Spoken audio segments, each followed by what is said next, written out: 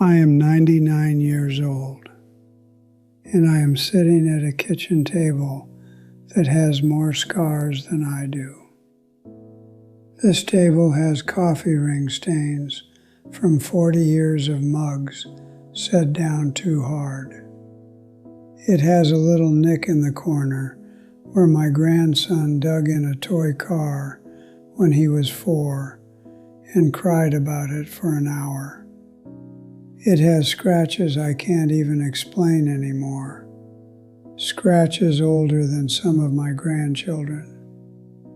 Dawn light is crawling across it right now, slow and pale, like even the sun isn't sure it wants to be here this early.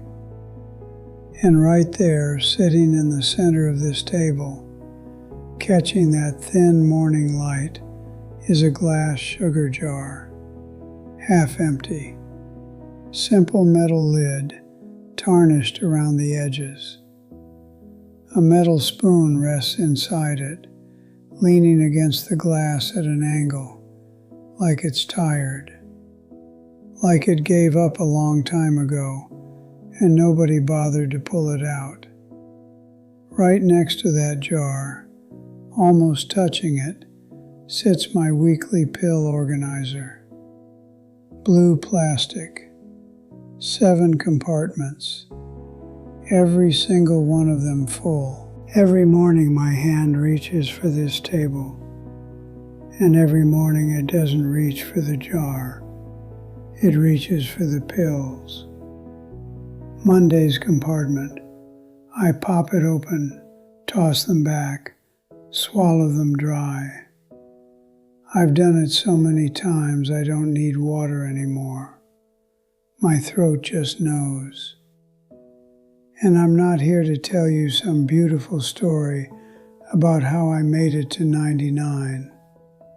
I'm not here to inspire you. I don't have the energy for that, and honestly, you don't have the time. I'm here to warn you. There is something sitting on your kitchen counter right now, maybe on your desk, maybe on your coffee table, and it is killing you, slowly, politely, with your full permission. That sugar jar has been on this table for 60 years. 60. I've buried a wife, 2 close friends, and a dog I loved more than I should admit, and that jar is still here, still half full, still waiting. I didn't come here to tell you sugar is bad. You already know that. Everybody knows that. I came here to tell you what it costs. And I'm not talking about your health. I'm talking about your dignity. I'm talking about the moment someone you love looks at you with pity and you realize you did this to yourself, 1 spoon at a time. So sit down. I'll make this quick. My hands won't let me make it long. Let me tell you about the man I was. Picture 1962. A kitchen not so different from this one, but alive. Yellow walls. Sunlight that actually wanted to be there. The smell of bacon grease and black coffee so thick you could practically chew the air. A radio playing Sam Cooke somewhere in the next room. Tinny and warm. The way music used to sound when it came through small speakers and meant something. I was 32. Just come in from work. Sawdust still on my forearms. I was tall, thick-armed, with hands like leather work gloves.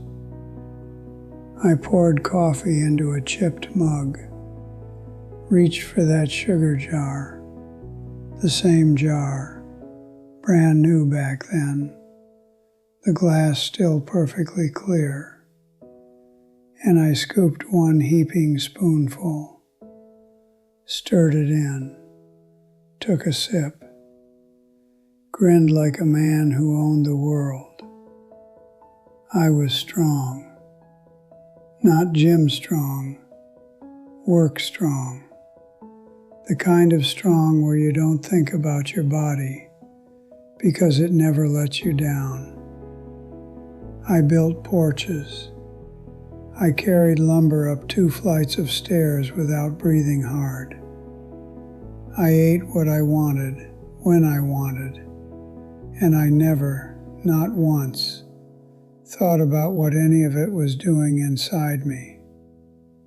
The years went by and the spoon kept dipping. In 1968, my wife slid a birthday cake across the table, extra frosting, because she knew I had a sweet tooth that wouldn't quit. I ate 2 pieces. The sugar jar sat on the counter behind us, faithful as a dog. In 1975, I was drinking sweet tea on the porch in August heat, the glass sweating in my hand, my kids running through a sprinkler in the yard, squealing. I refilled that glass twice and never thought a thing about it. In 1983, I sat in a doctor's office under fluorescent lights that made everyone look half dead. A man in a white coat used words like glucose and pre-diabetic and moderation. I nodded politely. I stopped at a diner on the way home and ordered a slice of pie. The lie wasn't dramatic. That's what made it so effective. I didn't tell myself sugar was good for me. I told myself something far worse. I told myself it was small, harmless, negligible. Just 1 spoon. That was my prayer. My daily little prayer to a God that didn't exist. By 1991, my wife was setting out a pill for me every morning. Just 1, blood pressure. I took it with sweet coffee and didn't see the irony. By 1997, there were 2 pills. By 2004, there were 4, and the doctor used the word diabetes without the pre in front of it anymore. Here's what nobody tells you about a slow disease. It doesn't announce itself. It doesn't knock on the door. It moves into your house like a quiet tenant, takes a room in the back, and by the time you notice it's there, it owns the whole building, and you're just renting space in your own body. I was so sure I was the exception. Every man is.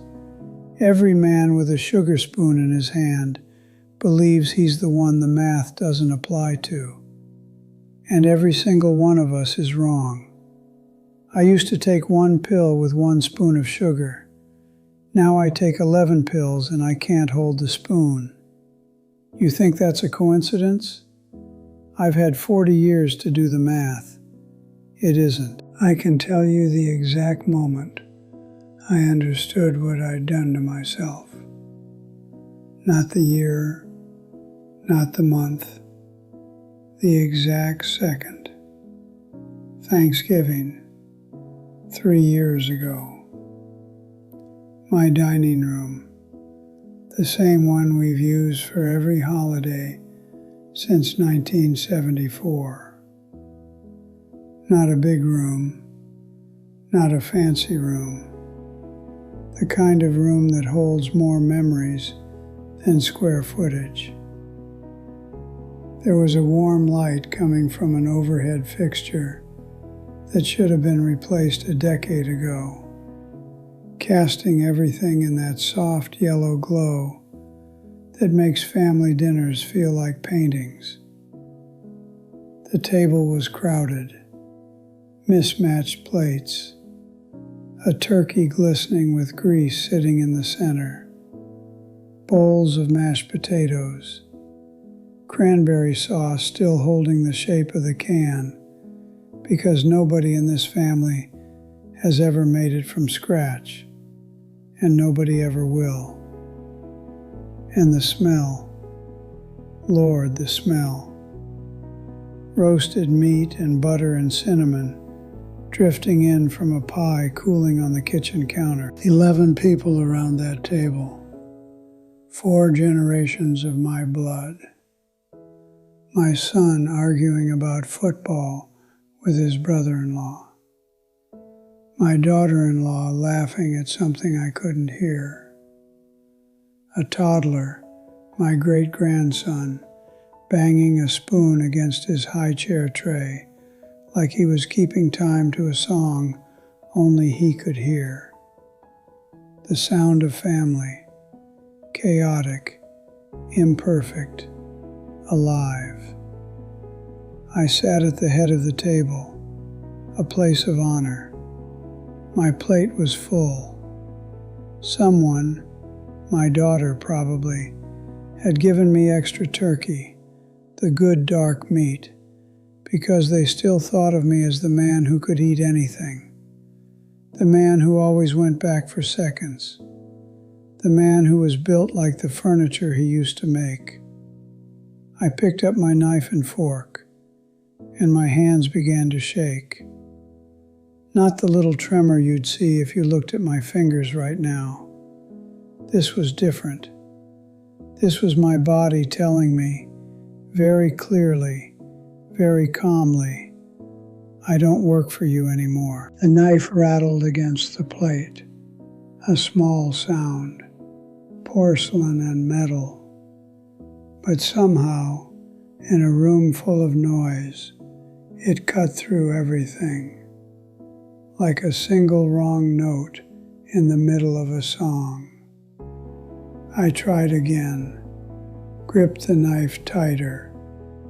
My knuckles went white. The blade slid across the turkey breast and skidded sideways.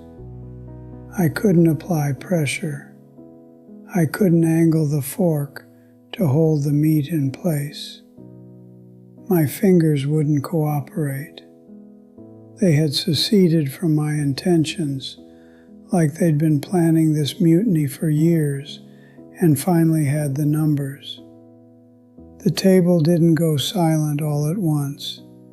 It went silent in waves. First, my son stopped mid-sentence. Then my daughter-in-law's laugh trailed off.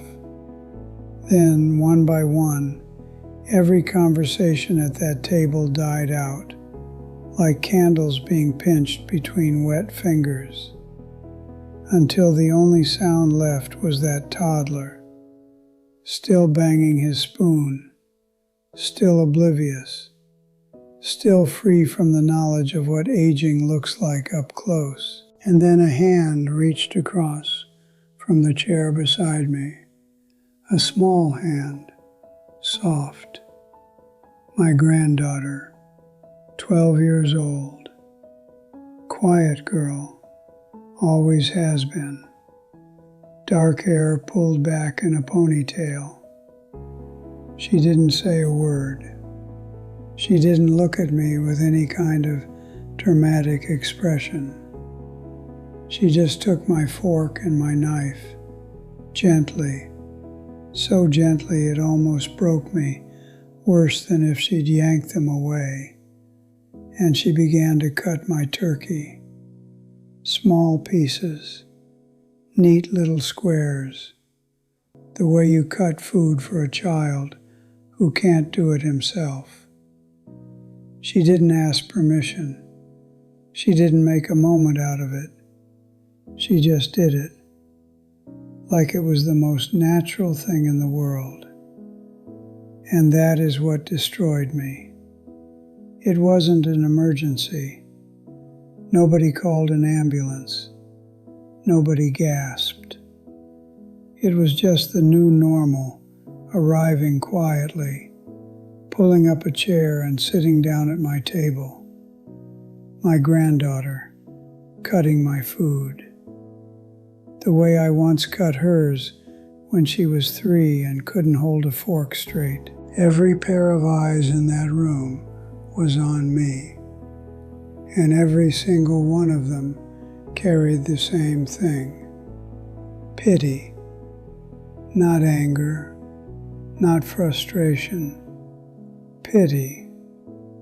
The one thing I spent 96 years on this earth never receiving from a single soul. I looked down at my plate. The turkey sat in perfect little squares, child-sized bites, and beside my plate, a glass of water. Not sweet tea, not anymore, just water and pills. I didn't eat. My son said, "Dad, it's okay," and I nodded, because what else do you do? But it was not okay. It will never be okay, because I sat there and I did the math. I counted backwards through 60 years of just one spoon, 60 years of that jar, 60 years of patient, incremental, invisible destruction. And I realized that little girl, that beautiful little girl with her quiet hands and her ponytail, was paying the bill for every single spoon I ever took. A small voice came from across the table, a child whispering to their mother, not quietly enough, "Is Grandpa okay?" 3 words. I heard them land like stones dropped into a still pond. No, Grandpa is not okay. Grandpa did this to himself. And the worst part, the absolute worst part, is that there was no single moment where I could have stopped it. There were 10,000 moments, and I chose the spoon every single time. The family smiled at me, warm, careful, practiced smiles, the kind you give to someone who is already leaving. I did not smile back. That was 3 years ago. This is now. This kitchen. This morning. This same table. People ask me why I keep that jar. My daughter wants to throw it away. My son thinks it upsets me. My granddaughter, she's 15 now. She stuck a little note on it once that said, "Love you, Grandpa." I peeled it off. Not because I don't love her, because that jar doesn't deserve to be loved, and it damn sure doesn't deserve to be forgiven. The chair across from me is empty. It's been empty since my wife passed 9 years ago. The pill organizer is open. Monday. I already took the morning round. There'll be an afternoon round and an evening round. 11 pills every single day. 3 for blood pressure, 2 for diabetes, 1 for nerve pain, 1 for circulation, 1 for cholesterol, 1 for the kidney damage the diabetes caused, 1 for the depression the isolation caused, and one more to help me sleep. Because when you're 99 years old and you sit alone in a kitchen staring at a sugar jar, your mind will not stop doing arithmetic. The loudest thing in this house is the refrigerator. It hums all day long. Sometimes I talk to it. Not because I've lost my mind, because it's the only thing in this kitchen that answers me consistently. Every morning is the same. I wake at 5, not by choice. Old bodies don't believe in sleep. I sit at this table. I stare at the jar. I open the pill compartment. I swallow. I wait. Then I eat oatmeal, plain, no sugar. It tastes like wet chalk, and I eat it with a kind of grim penance, because I'm not eating for pleasure anymore. I'm eating to function, barely. That spoon hasn't moved in 3 years. It just sits in that jar, leaning against the glass, like a man leaning on a bar at last call. And I look at it every single morning because I need to remember. I need to see it. The thing that was so small, so harmless, so just one. My granddaughter comes on Thursdays. She brings soup. She sits for an hour. She holds my hand, the one that shakes less, and tells me about school. And when she leaves, the house fills back up with a silence so thick I can feel it pressing against my chest like a hand. You want to know what sugar really costs? It doesn't cost your health, not really. It costs your presence. It costs every moment where you should have been whole and strong and there. And instead you're sitting in a kitchen, alone, with a jar that outlasted your body, your wife, and your pride. That jar is half empty. So am I. Now, let's talk about you. You're watching this on your phone, aren't you? Maybe on your couch, maybe in bed. And somewhere near you, within arm's reach, I would bet my last pill on it, there's something sweet. A soda, a candy bar, a coffee with 3 sugars stirred in. Something small, something harmless. Put it down. I'm not asking you. I am not suggesting. I'm telling you.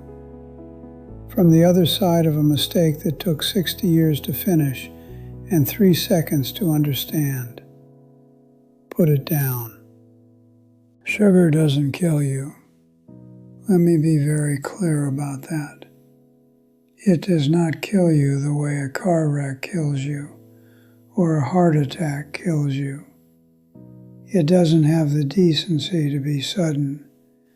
It disassembles you, slowly, joint by joint, nerve by nerve, pill by pill, until one Thanksgiving a little girl has to cut your food and the whole table goes quiet, and you realize the jar was never sweet.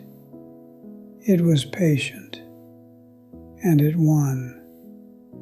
You still have hands that work. Use them. Put the spoon down. Close the jar. Walk away. Because I promise you the day will come when you can't. And on that day you will not think about the sugar. You'll think about every single time you could have stopped and didn't. I'm 99 years old. I kept the jar to remind me. You don't need a jar. You just need to listen to an old man who wishes, God how he wishes, that someone had grabbed him by the collar 60 years ago and said exactly what I'm saying to you right now. My hand is shaking as I reach for this jar. I wrap my fingers around the glass. I feel its weight. I feel the tremor run through my bones and rattle against the surface. And for a moment you might think I'm going to throw it, smash it against the wall, some grand gesture. I'm not. I just hold it. Then I set it back down, right where it's always been. It's too late for me. The jar stays, but yours doesn't have to.